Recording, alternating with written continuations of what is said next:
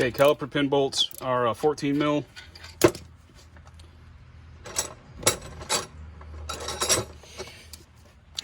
Caliper bracket bolts are actually a 22 mil.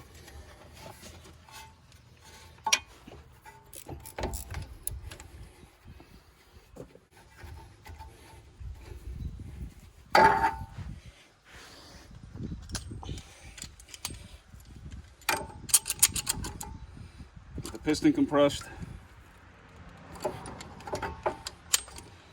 Maybe, maybe not.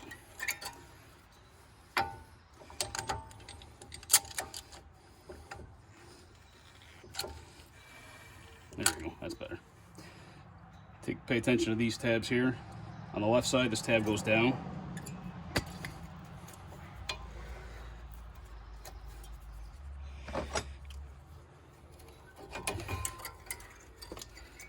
It's also down here. So left side, these tabs here are going to be going downward. After your caliper's off, the old rotor will just pop off with a few hits of the hammer. There's nothing else holding it on. Just set your new rotor on there for now so you know where it is. Just a light dusting of this. A little brake clean, both sides. And we'll go clean up the caliper. These two clips are going to come off. Throw them out because they're filthy. One way or another, you got to clean these spaces where those clips attach. I use a wire brush, air powered, on my die grinder because that works good for me. And you just want to remove all the filth that's there. So when you put the new clips on, they'll fit properly. So basically one of these.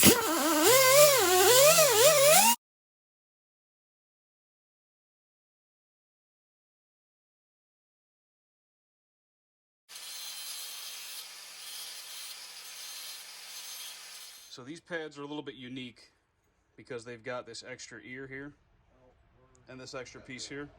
Okay, so you want to compress this a little bit as you put it in.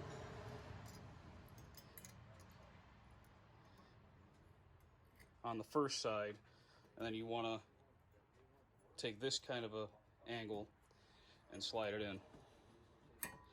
So now, even after adjusting these a little bit with the grinder, as far as grinding the ears down a little bit, these are still pretty tight fit. So basically, what has to happen is I have to adjust more on these ears, because what you should have when you're done is you should be able to move these in and out with a light pressure, not too much pressure. That way, you know, when the caliper operates, it can press them in smoothly, but they can also spring back slightly off the rotor a little bit. So if you can't move these with a light finger pressure, just a little bit of pressure back and forth, then you need to keep trimming a slight more off these ears. When you move them and let go, they shouldn't move on their own, right? They shouldn't fall over, but you should only need a light pressure to move them. So I'll keep trimming these ears slightly more until both slide on both sides nice and smooth, and then we'll go back to the car. Okay, so we'll get the caliper bracket back on. Just put your 22 mil head bolt back in, get the bracket on.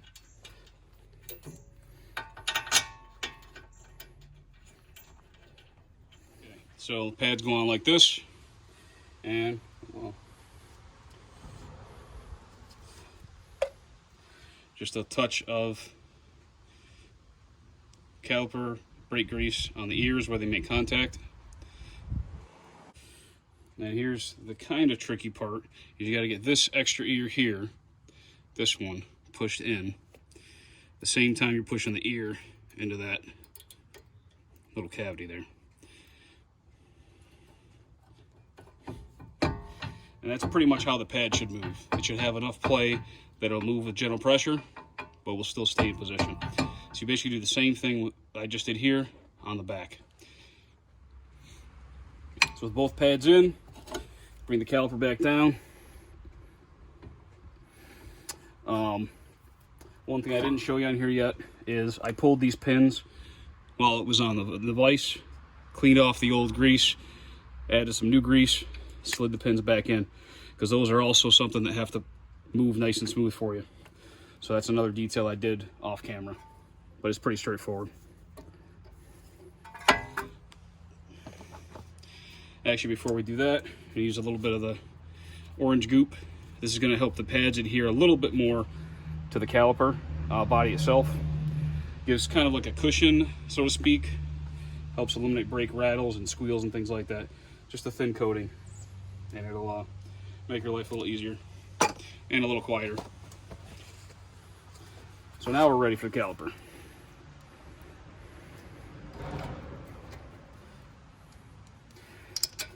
Get your 14 mil head bolts back on, tighten those, get your wheel back on, pump up your pedal so you have pressure here again, and then you should be good to go.